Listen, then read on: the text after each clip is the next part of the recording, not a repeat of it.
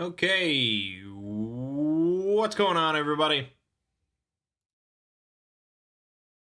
My name is Mangg. Welcome back to Hanging with Mangg. We're playing Dark Souls 1 Remastered in ultra wide, which looks pretty cool. Ultra wide is, of course, the way to go for most things nowadays. And we got plenty to talk about today. Where to even begin?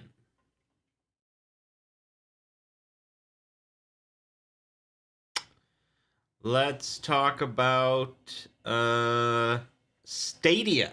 I got my Stadia Founders package, whatever, in this week, along with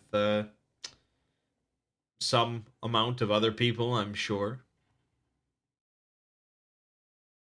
I went in on the Stadia really just as like a curiosity thing. Just to see, this is, well, to say new tech, it's not really new tech. But it's Google. If this sort of technology has any hope, it's got to be from a juggernaut company like Google. Uh which doesn't bode well. If you've been paying attention to anything with Stadia this last week, you know that it's not been doing too hot. A lot of complaints, a lot of issues.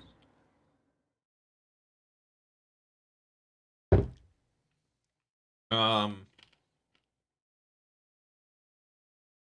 all I can really talk about is my own experience, I guess.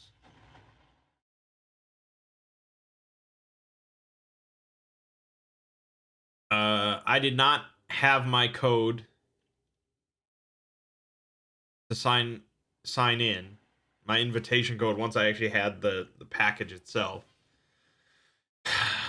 which was a common thing for a lot of people. But I received it later that night, so not that big of a deal. And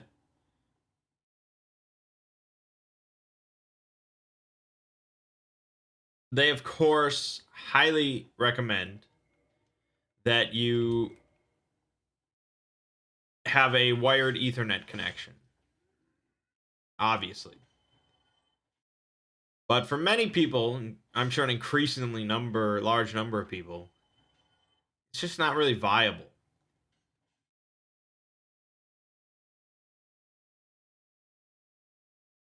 We're not, I bought this condo, right? Bought this condo, and it's like I set up my router and everything right in my office room, right where my main computer is, where I do all my gaming, all my work, all that. All right, I got an Ethernet connection. It's all good. I'm fine with that. But then it's like I got this movie theater room in the basement, 2 floors down. Am I going to go through all the trouble to wire it up with Ethernet? Or am I just going to use Wi-Fi and save myself an immense amount of hassle? And not that long ago, I would have scoffed at the idea of using Wi-Fi in any sort of serious sense. And I still would not probably play like Call of Duty online in my basement movie room. But like streaming video, I can stream 4K or pretty close to it down there. It looks pretty good to my eyes streaming video. And I have my computer set up down there with a Wi-Fi card in there, and like I said, I wouldn't play Call of Duty, but for browsing, streaming, downloading games, stuff like that, it's like whatever, Wi-Fi good enough. So I could have certainly tested this Stadia with a wired Ethernet connection. And if I was like a games journalist, I'm sure I would have. But for my real use scenario, well, for one, I don't really need a Stadia, but for two, it's just going to be Wi-Fi. That's what it is. It's got to do it. It's got to do it.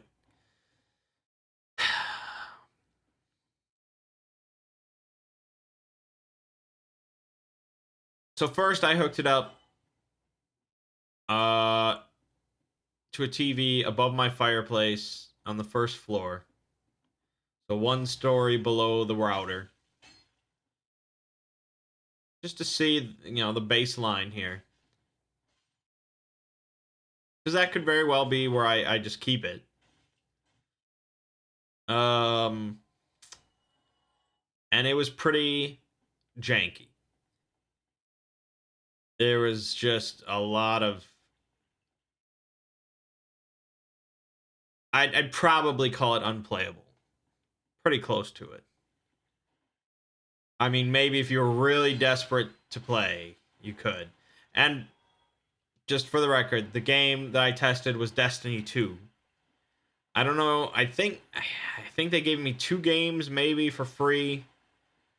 I didn't even look. It was some game I never heard of, which to me means it's probably not anything that impressive. So Destiny 2 was the one that I was interested in because I hadn't played that yet. And I was like, oh, maybe I'll play with the Stadia. But in that situation, just no go. Then I took it upstairs, one room away from the router, my bathroom. I have a TV in there. I was like, okay, set it up here. If it's good, I can just sit on the toilet, play some Destiny 2.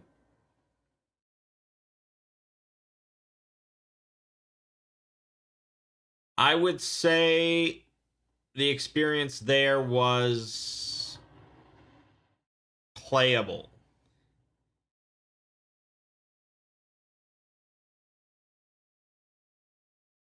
And I actually sat there for like 30 minutes or so and played it.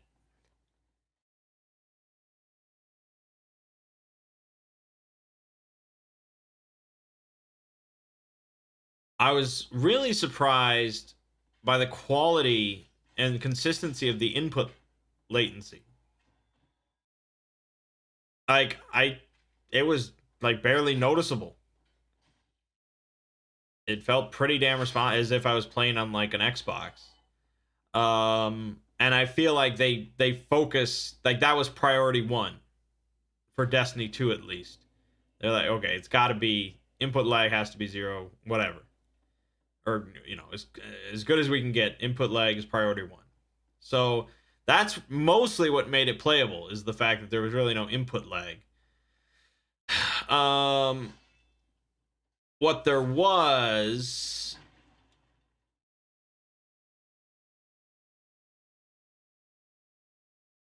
a lot of micro stutters in audio and visual.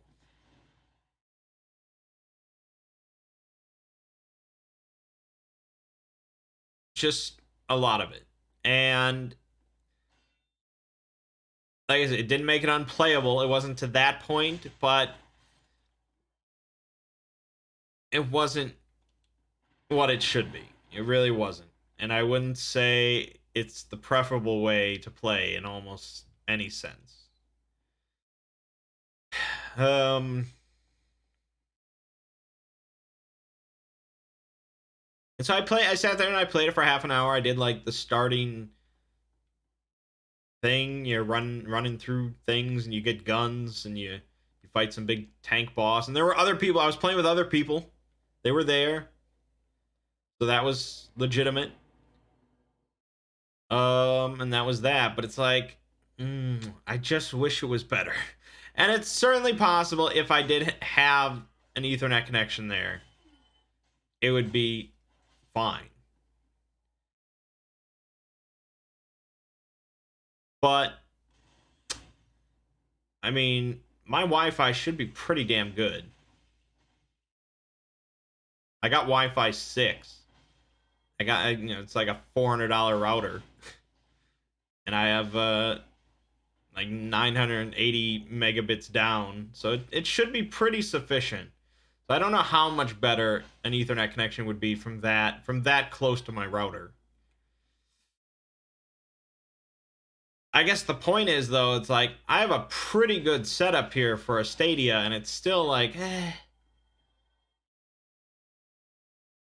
And you combine that with, like, the financial sort of nonsense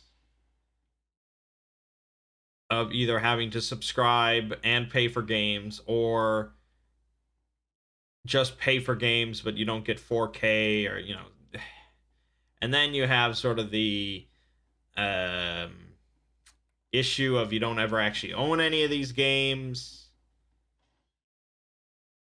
It's a tough sell, even coming from me, and I love like gimmicky gadgety bullshit and stuff. It's just like, I don't know, man.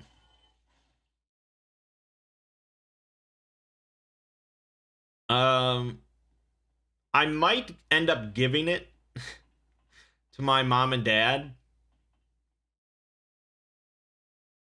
They're looking to just have like one of their side rooms as just like a setup for when the grandkids come over to play some video games. Um, and they would be right next to their router. They could plug it in. They have a pretty good internet speeds. They might end up. It might end up being better suited in that situation than me, who really does not need it. Yeah, I don't know, it's interesting to see if that will actually end up being our future or not. Maybe eventually, but might be a while.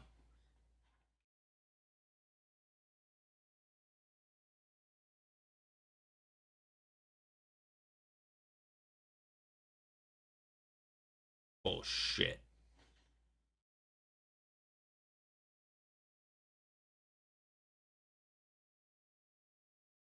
Moving on.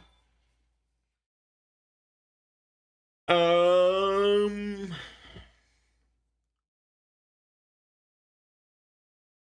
I guess let's talk about the channels. Of course, everyone's still freaking out about Kappa. Everyone's just like, "Oh, this is what I'm doing. This is what I'm doing about Kappa," and people are like, "Oh, man, what are you doing? What are you doing about this Kappa situation?" Nothing. The answer is nothing. I'm doing nothing. I mean, you can send in the comments to the FTC. They will, maybe they'll have some intern read them, perhaps. Um, yeah, the thing about the comments, it's like, I know there's plenty of people that are sending in those comments to the FTC and saying like, this is bullshit, blah blah blah, is affecting YouTubers' lives and creators and blah blah blah, is all this stuff. Like, who is sending in comments in support of the whole COPPA situation? Anyone that would support it, I think, just doesn't know about it. So I don't know.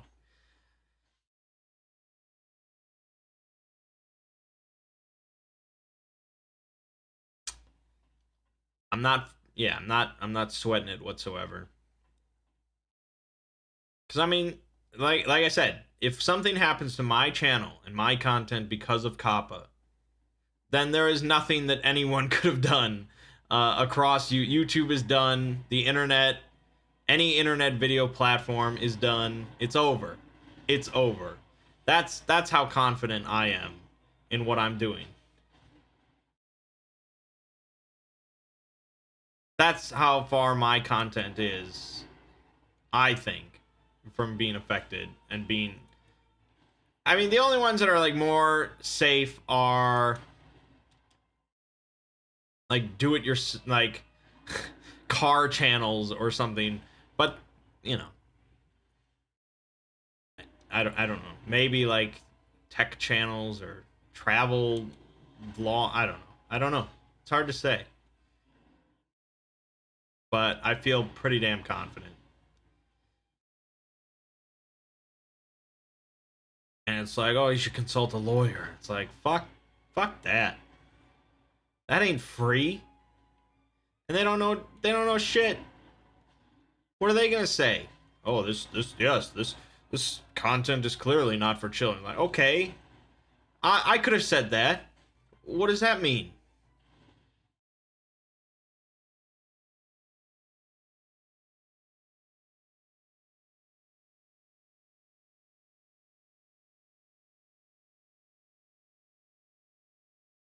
Are they gonna tell me that this content could be for children? Better market for children. It's like, no. No. Fuck that. That would be me lying. Because the question they ask is this content intended for children? My answer, no. End of story. I don't care what anyone on this planet says. That's the truth.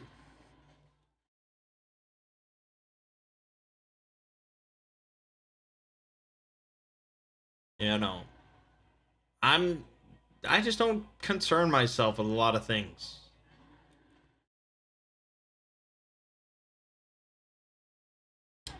And you know, the Volgan, if you know about the SCP stuff, you know about the Volgan. He's freaking out.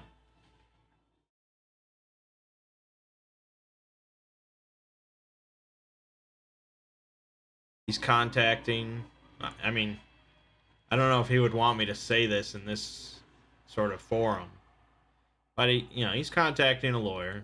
Plenty of YouTubers are. And he wants the lawyer to like go through all of his videos, make sure he's okay.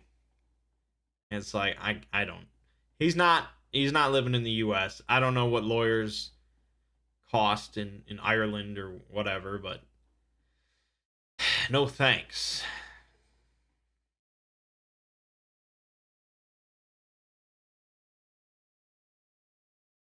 Anyways, yeah, there's nothing else I can say about it. I'm not concerned. There are certainly channels that should be concerned, but probably not as many as there are right now.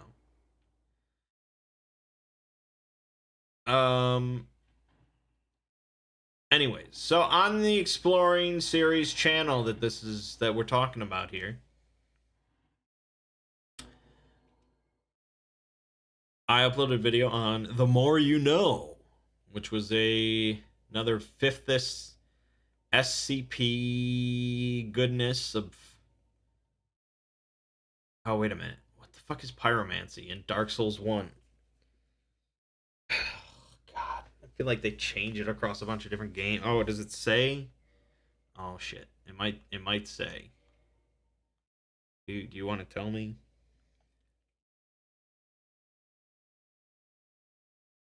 Sorcery. Okay, so I think pyromancy is just the flame, so I don't have to worry about that.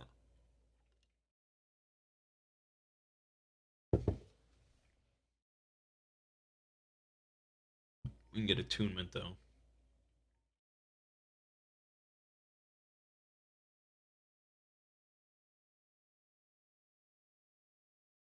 All right, so the more you know.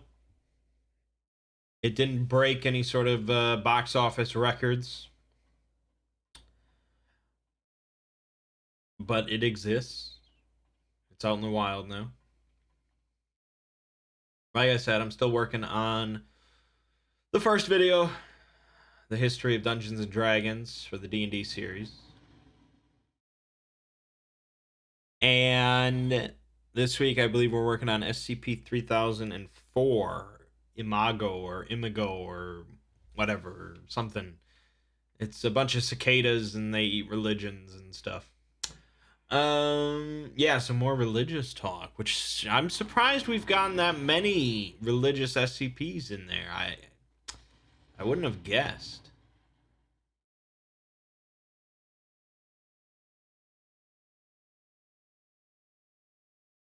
But yeah, so now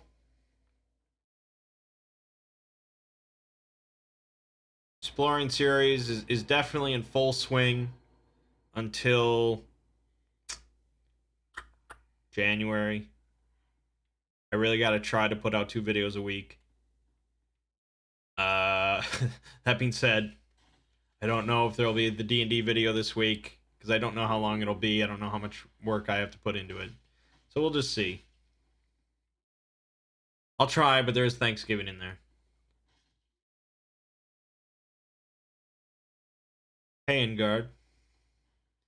On guard. Oh shit, I fucked up.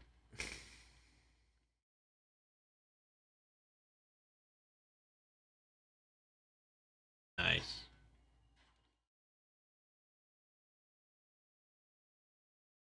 So that's pretty much it for the exploring series. This channel, Disco Elysium, Star Wars. You know what it you know what it is. Both of those are probably not going to finish this week. Disco Elysium could end at any moment. I honestly have no idea what exactly is happening in that game. I'm just along for the ride.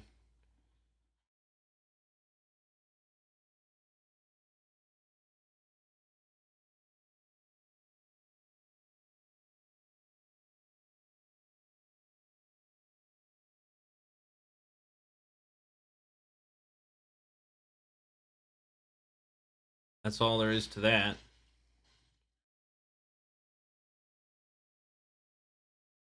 Let us talk then about board games, sort of. um, so this weekend, starting on Thursday, myself, a number of friends, headed up to a cabin in the Wisconsin Dells. A luxurious cabin.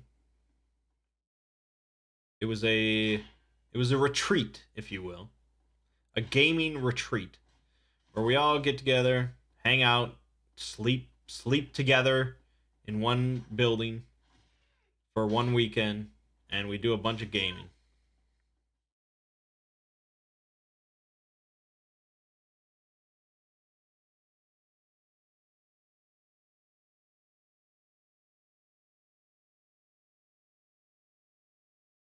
No, I like fourth edition. I mean, with the right DM, it's way better than fifth for my personal taste.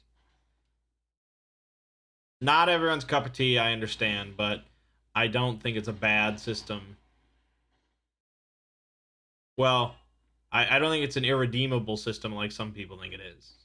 With a good DM, it it's a it's a ball, is what it is.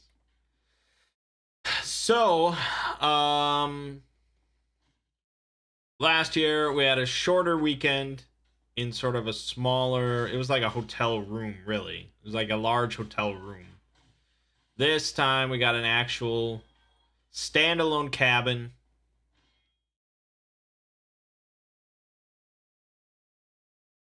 Way more room.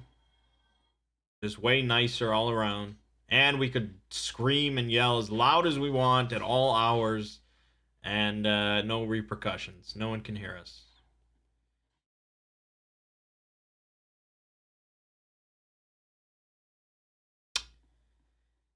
It was a good weekend. I think we all enjoyed it.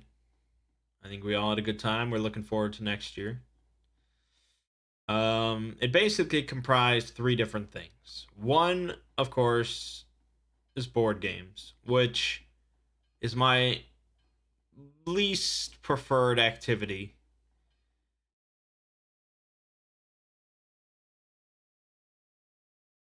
Um, Basically, I tap out. I hit my cap of board games sooner than everyone else. We did get in a full game of TI4 with 6 players. It was an epic game. It was all good. I enjoyed that. Why do I have a cardboard Fabio can do? Well, it is Fabio. It is a cardboard cutout of Fabio. I answer this every time you ask in the live stream. But I assume you leave before you see my response. Uh, I bought it years back. as like a joke while I was at my parents' company, just to put in an office. And then it's basically just been around and passed around. And so my aunt came to visit when I first bought the condo, and she handed it off to me, and I have not had the time to give it back yet. So it's sitting there until I get sick of him and give him back and pass it around again. That's it.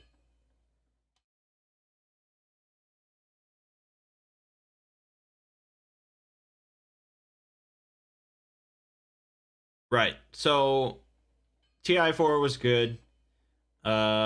We played Age of Discovery, which I'm not a huge fan of, but it's Ziggy's personal choice. And the others really like it, so and it was early enough in the weekend. I was like, okay, I can play it.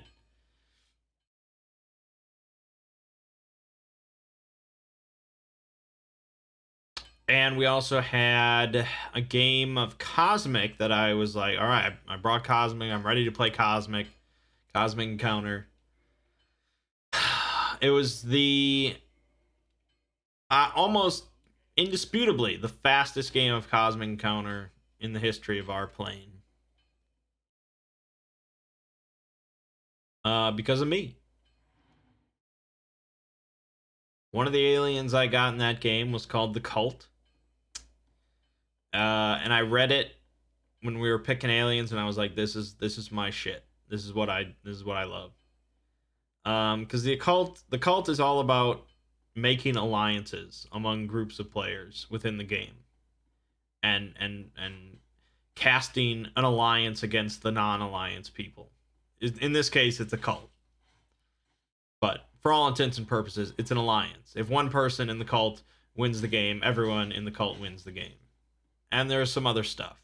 There were some drawbacks to being in the cult, but overall, it was a good idea.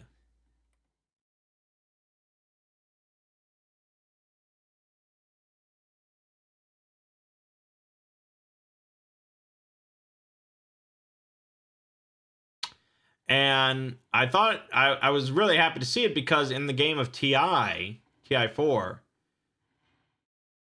I had spent the entire game building up an alliance of different players and sort of casting them against each other because that's just what I like to do.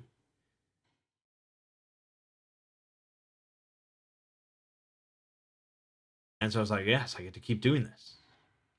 More alliances. Because Cosmic Encounter is normally not a game where you can have fixed alliances because you can never choose who you're targeting for attacks. So there are temporary alliances, but that's it. That's it. But this was like, okay, we can create a more permanent alliance, the cult. And it ended up being a perfect storm of turn order and attack choices, and just because basically whenever one person encounters another person in the cult, they pretty much have to negotiate instead of attacking each other. And so what they're going to do then is just negotiate for each of them to get a free colony, a free foreign colony, putting them closer to victory. It's a no-brainer.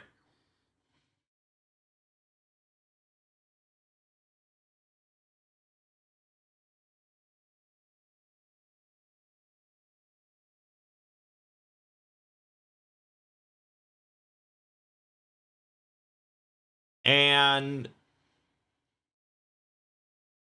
so a couple turns went by. Nothing much really happened. Actually, I think it might have been like one turn went by and nothing happened.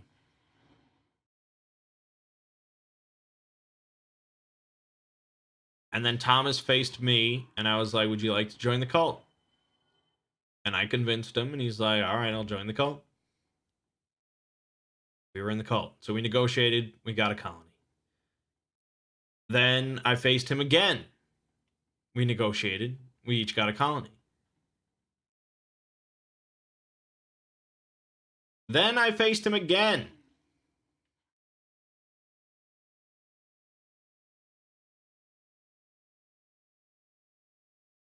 I don't remember the exact sequence of like whose turn it was, but yeah, basically Thomas and I ended up very quickly both at 4 colonies.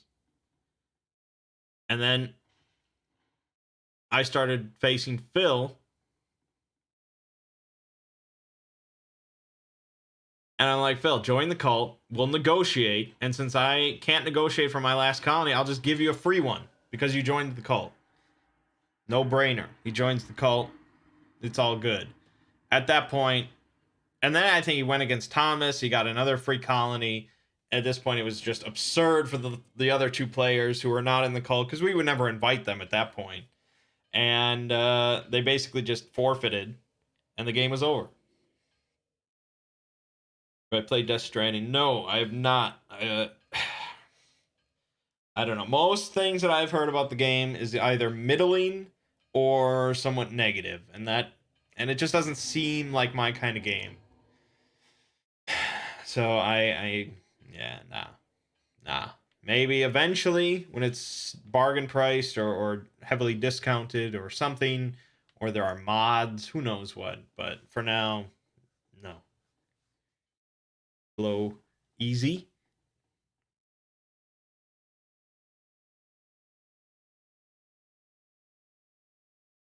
So that was the fastest game of Cosmic Encounter.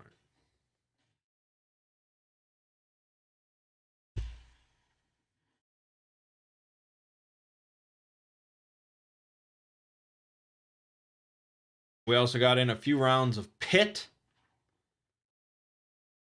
Very classic game from like the 1920s or some shit. We don't exactly play by the rules of Pit. Well, I mean, we just discard like the point scoring mechanism. We just play to have fun. So it ends up being a very quick, very loud, very frantic, yelling game. That would never work if we were in a hotel room. So since we were in our own cabin, I brought the Pit. It was good.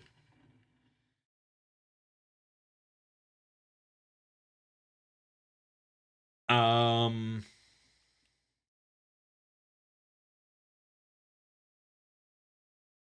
it is fun. Yes, it is. Yes, it is. And like anybody can play that. I borrow it to my mom all the time. She plays with the grandkids. They love it. So you got a game that a bunch of like 30-year-old drunk 30-year-olds can love. A bunch of kids can love. It's all good. But aside from that, it was like between TI4 and some of the other stuff, it was like, all right, that's enough board games for me. So they played some other board games together, but I went off into the media room and I just played some XCOM 2 by myself. Been playing some XCOM 2 recently and enjoying it quite a bit. Heavily modded, 300 mods or some shit, but it's all good. Um, yeah, so that was that. The other thing that we did was an RPG. Last year we started up a brand new campaign at the weekend gaming trip, but we're in the middle of this D&D thing and we had missing players, so it didn't really work. So I agreed to run a one shot. My chosen one shot this year was Death Frost Doom, which is a module written for Lamentations of the Flame Princess. And so I decided to run it using Lamentations of the Flame Princess, despite no one having played that yet. So it was a new system, but luckily, you know, if you've played one OSR system, they're all pretty familiar. So it's pretty familiar. It's pretty similar to Dungeon Crawl Classics, which we've all played.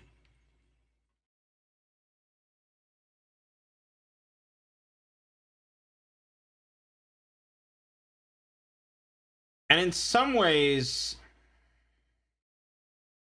In some ways, I like it better than Dungeon Crawl Classics, and in some ways, I don't.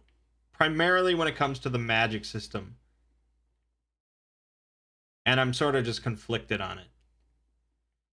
Magic in DCC is super interesting.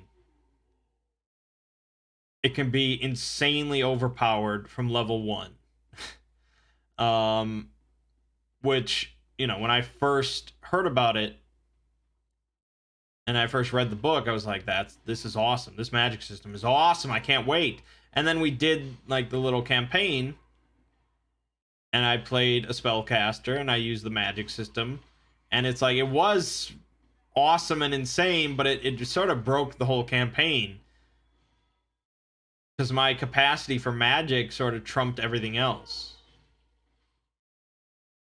And so I think Lamentations of the Flame Princess is far more balanced in that aspect. The magic is much closer to just like D&D magic. There is one spell that is more like DCC that a magic user can get called Summon. And Summon from level 1 lets you just rip a demon out of hell and try and command it. And it's like you can choose exactly how powerful of a demon you want to try and summon. So you could be really meek and mild and just be like, I want the most easy, basic demon. Or you can rip like a fucking Balrog out and just, you'll never be able to control it, but you can just unleash it on a town. But overall, it was much more balanced and just like acceptable.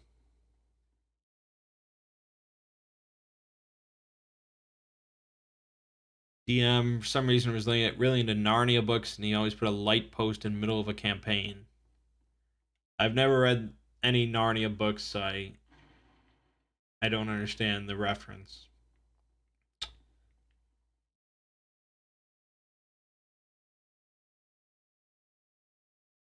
Anyways. Dungeon Crawl Classics falls more into weird fantasy, I would say, and Lamentations of the Flame Princess falls more into like dark fantasy. They're both weird and dark, but they lean in slightly different directions overall thematically. But overall, they're both just old school Renaissance D&D-esque old school games.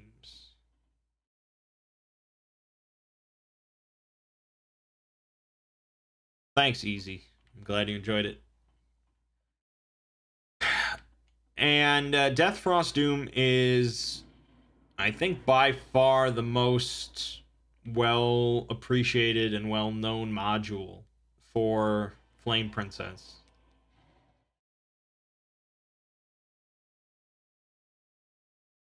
And it's definitely old school in the sort of Tomb of Horrors sense of there's a lot of stuff in a dungeon that can instantly kill the players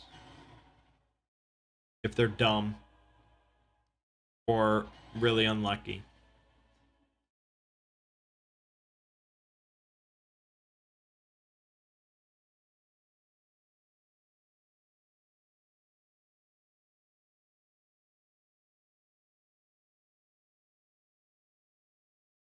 And I know that, especially in like one shots, these players do not tend to be geniuses of the highest accord.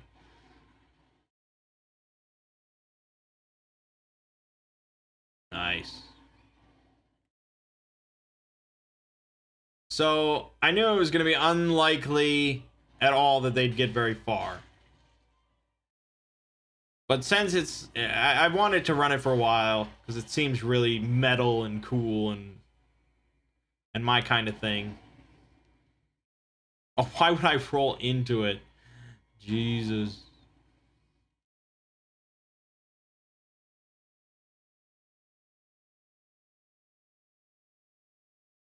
Very simple setup.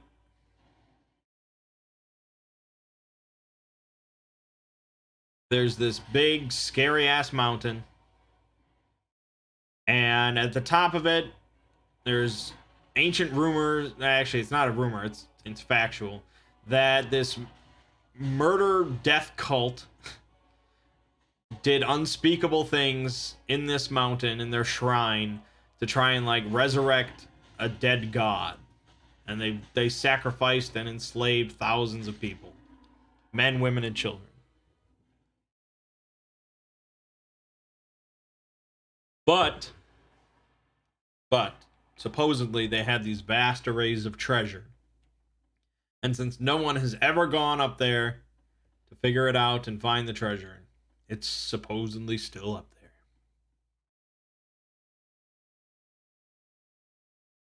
Yeah, for branching out from D&D, for me, I had to DM.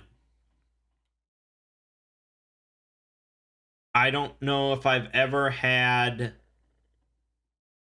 a system where I said to my regular DM, you should run this, without me first DMing it for him to like show it off and explain things. It's always been me initiating things. And that's really the only time I'm ever pretty okay with DMing, is because I'm super excited about this new system I found, and I want to show it off with a big cool one shot. And 9 times out of 10, that hooks people, and they want to play more. And the DM is like, all right, I want to run this, and it's all good. So yeah, just telling someone to run a new system is usually not the way to go. You got to show it off. But, you know, DMing isn't that difficult, so not that big of a deal. So, originally I had intended to just do pre-gens to save time and effort with character generation, but I always like creating characters. I think it's always just a fun process. I wouldn't really want to play a pre-gen compared to making my own, so we sat down for character gen, which took longer than I thought it would. And we ended up with 2 clerics, a fighter, a magic user, and a dwarf. And yes, in old school stuff, dwarf is its own class, along with elf and halfling and so on. And I gave them the little backstory, and I sent their asses up the mountain. Now, when we did the first session, it was later at night. Everyone was a little inebriated. They got very little done.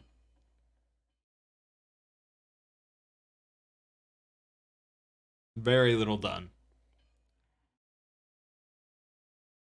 They made it up the mountain, and they found the cabin at the top of the mountain. They poked around there for a little bit, and I was just like, all right, I'll end this once they open the trapdoor in the middle of the cabin. And they just kept dragging out, and I was just like, open the fucking...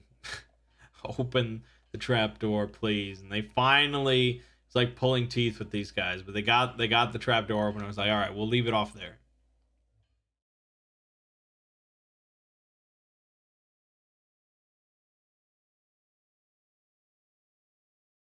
And nothing really bad happened in that first session. They didn't encounter any enemies or anything, and they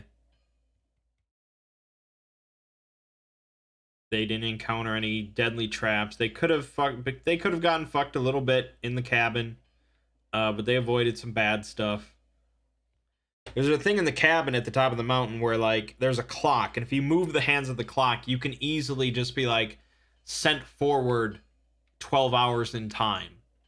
And which doesn't fuck you over as a character, but it sort of fucks you over as a player, because that basically means you have to sit out, and the other players are going to be wondering what the hell happened to you. And if they just stop and rest for the night right there and wait for you to show up again, maybe it's fine. But if they're like, all right, let's go down into the dungeon, it's like, oh god, you're out of this campaign. Basically, this campaign will be over in 12 hours, or this one shot, I mean. So yeah, nothing bad happened first session. Second session, however, the next day, during the day, everyone was freshly minded, freshly headed. They went down through the trapdoor and into the shrine itself.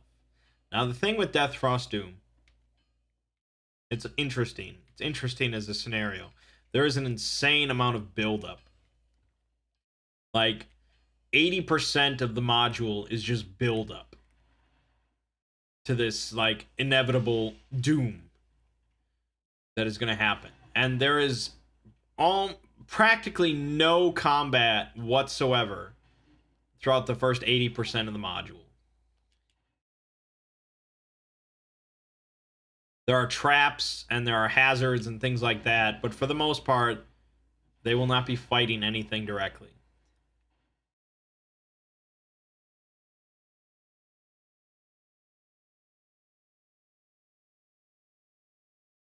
And then, that last 20% of the module, once things really kick off, there is far more combat than they would ever want.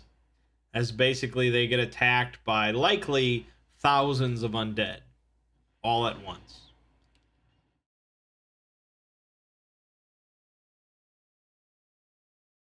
It's an interesting little module, and you wouldn't expect it to really work the way that I just described it, but it does, because it's very well written and it's very cool.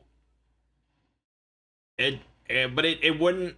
I could see how it would not be satisfying to every player, especially like normal D&D players. I've got people that have branched out enough from D&D now.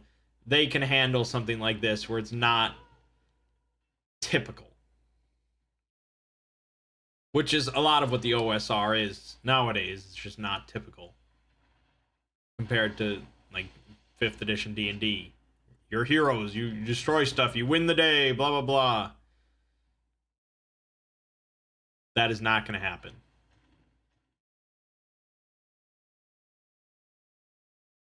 The best case scenario is you basically don't do anything and you escape with a few bits of treasure, maybe cursed. That's best case scenario, and it's highly unlikely to happen unless you're cheating or you don't like fun, I would say.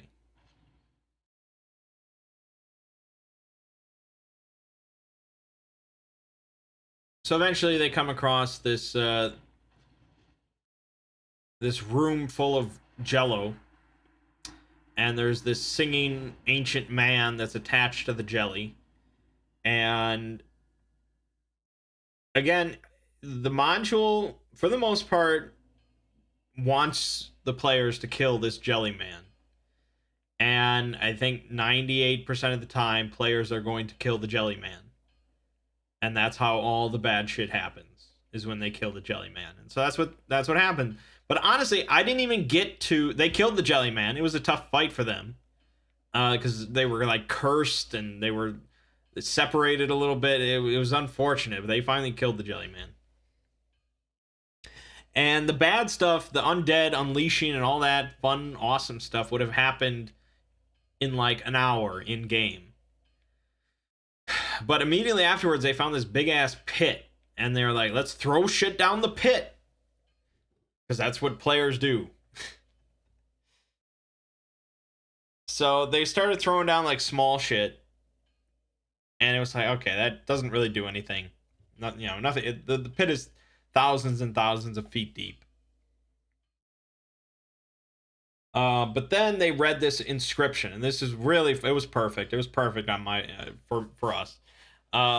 There was this altar nearby, and there was this inscription in like this ancient language, and a couple of them had managed to be able to comprehend this language. So one of them was like, okay, I go over and I read the inscription. And the module says when someone goes to read it, write the words in English on a piece of paper or whatever, and hand that player the piece of paper. If they read it out loud, bad shit happens. And of course, I give it to Phil.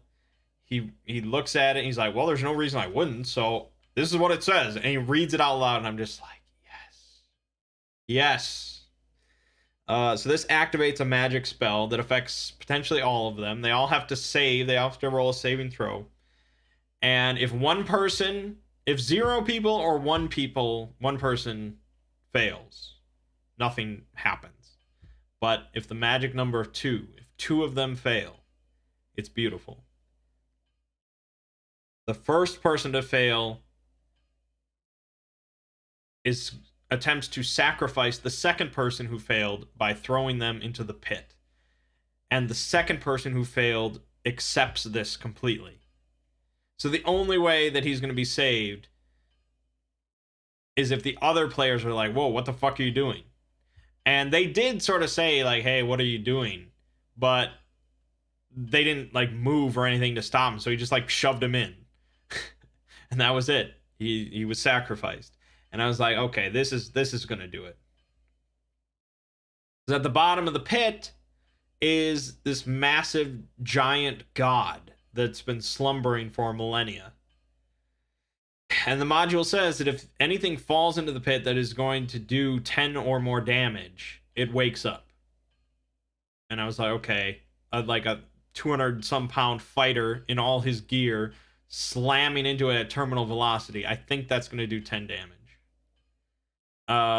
Maybe not, but I decided so. And so he fell for a while. He fell for like 20 minutes.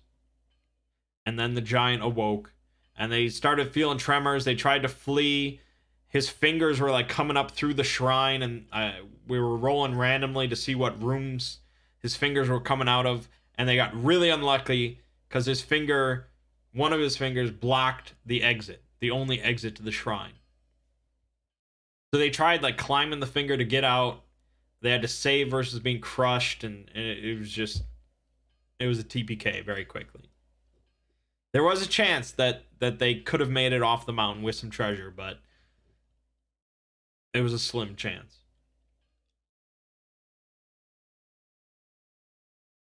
And that was it.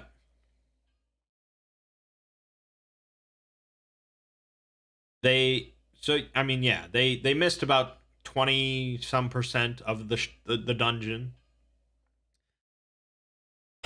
But that is the most likely ending to that scenario, is them all dying.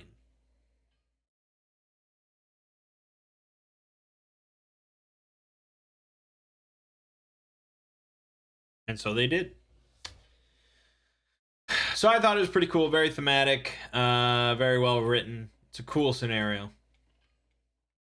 And I like Lamentations of the Flame Princess from what I saw. It's got a weird name, really weird name, but it's a solid OSR system.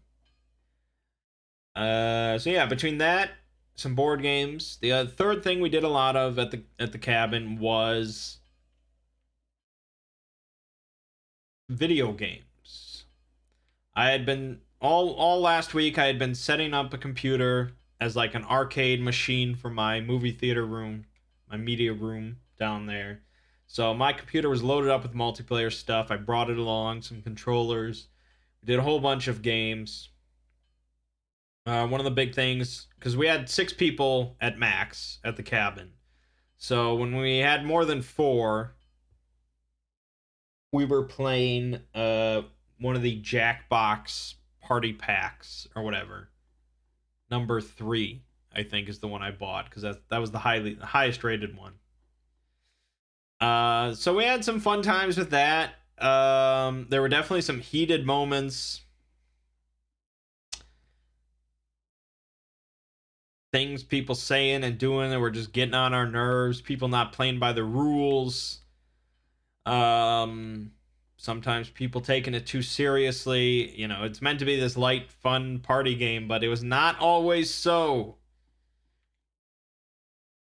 So the best one in that is a little game called Faking It, where it's sort of like Spyfall, but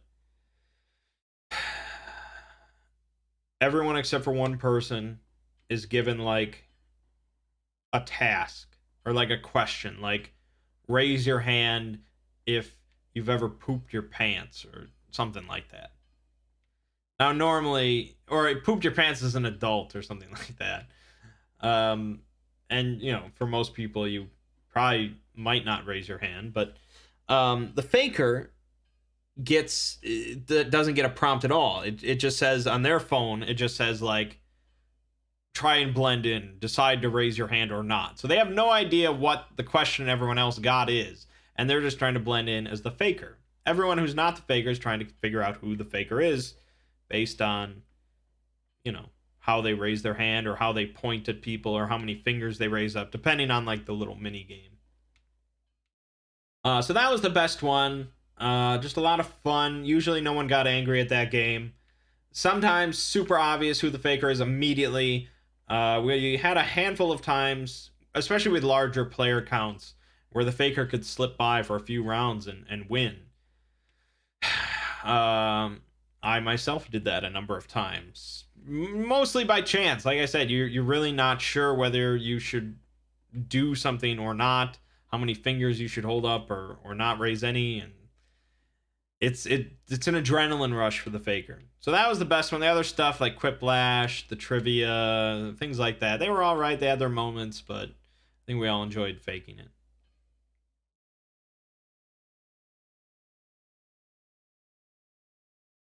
Aside from that, played a bunch of N64 games, GameCube games, arcade games, NFL Blitz, Mario Kart, Mario Golf, F-Zero, 007 Nightfire, Perfect Dark, a whole bunch of just old school stuff. And then there are a couple other things on PC I had on there. Crawl. Crawl is a very cool concept, fun multiplayer game. Pixel art. People competing as heroes and monsters to try and get through a dungeon. And I was the only one so far in my 3 games I've been a part of. I've been the only one to actually kill the boss. So that was awesome. And we played a little bit of Helldivers, which I've owned for God knows how long, and I've never played, even though I wanted to because it sounded really cool. It was a bit of a learning curve.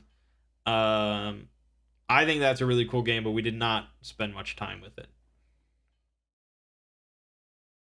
That was about it. Yeah, we spent a lot of time playing just games, video games. So it's just a gaming weekend. It was a good time all around. Enjoyed it. Um,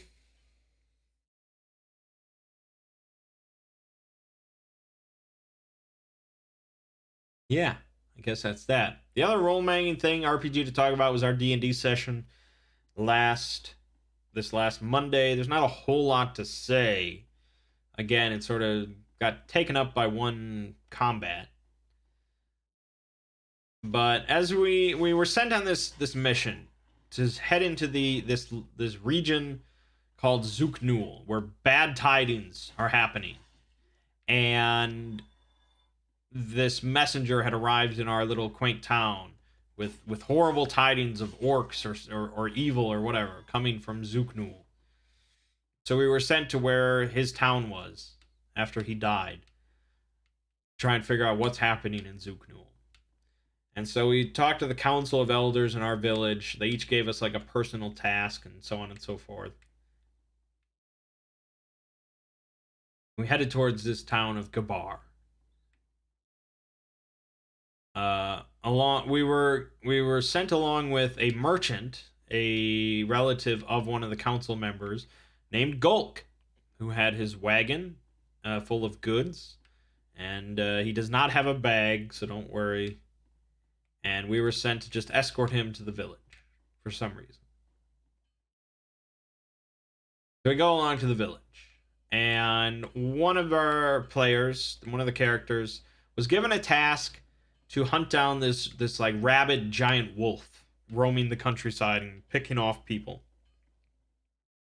So that combat took up a bunch of time that I sat out of. I sat out of because for some reason I forgot there are no quick combats in 4th edition D&D. Without extensive house ruling, there are no quick combats.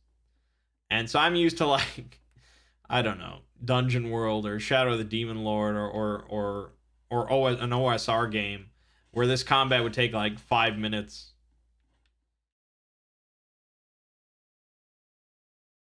But no, it took like 45 minutes.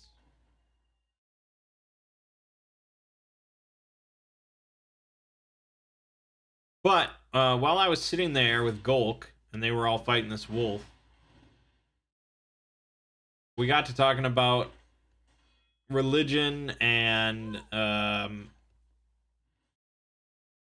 magic and abilities and power and blah blah blah. And he mentioned having this snow globe in his possession that's supposedly magical, but he can't.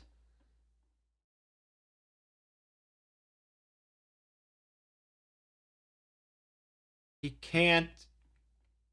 It's broken. He can't get it fixing. It can't get it fixed. And so I had this ritual at hand called Make Whole that I could fix anything that could fit into this small space. Small objects I could just repair completely. And so I used it on it and I repaired it. And then we activated it. We turned this little crank and we activated the snow globe.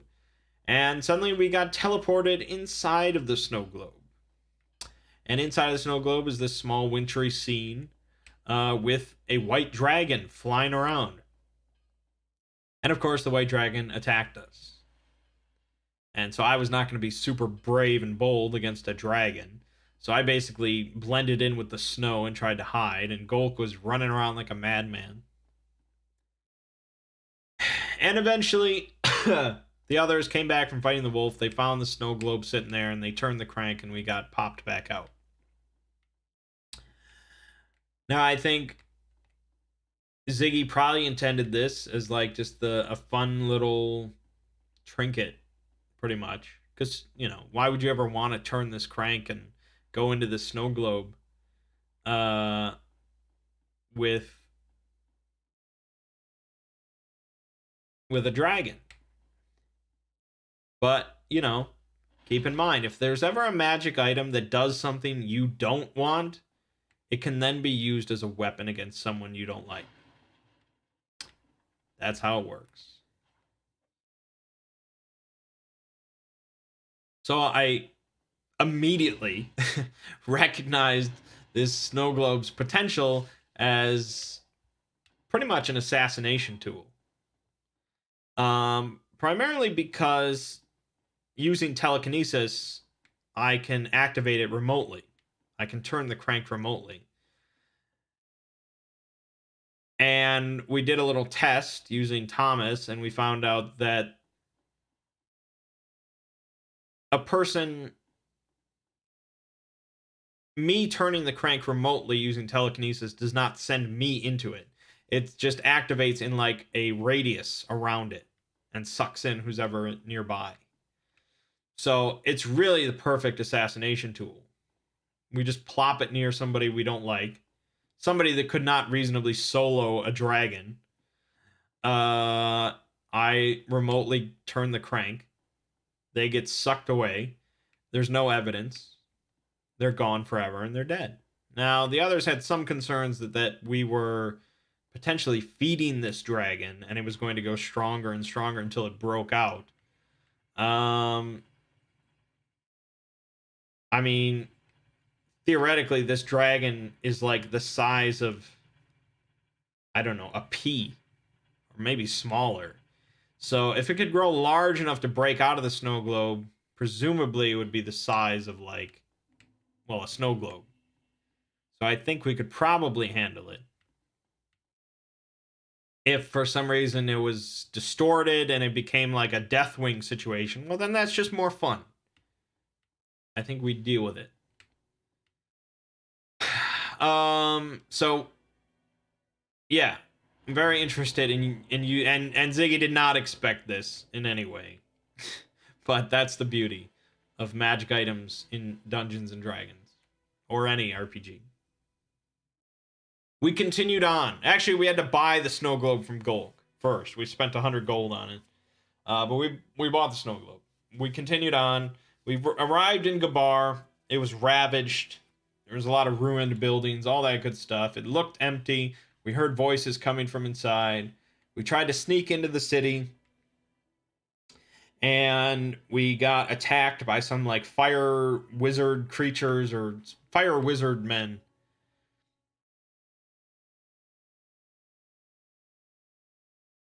And we had a fight with 3 players. We were down 2. And I ended up getting knocked unconscious during the fight. It looked a little dire, but we did win. And that's where we left off. And they are apparently servants of the Fire Lord, we learned. So there is a Fire Lord afoot, and we're probably going to have to fight him at some point, which is pretty cool.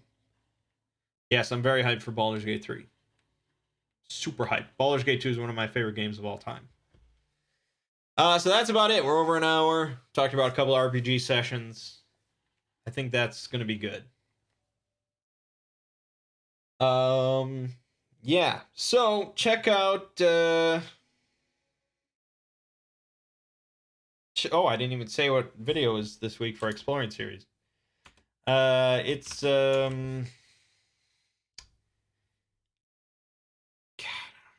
I don't remember the number. It's an SCP message notes from the Under, I think it's called.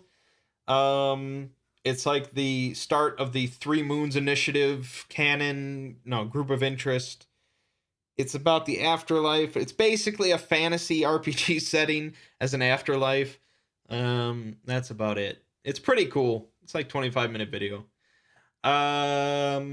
Check out more Star Wars and Disco Elysium this week. There's no D&D session this week, so it's a bye week. But other than that, good stuff.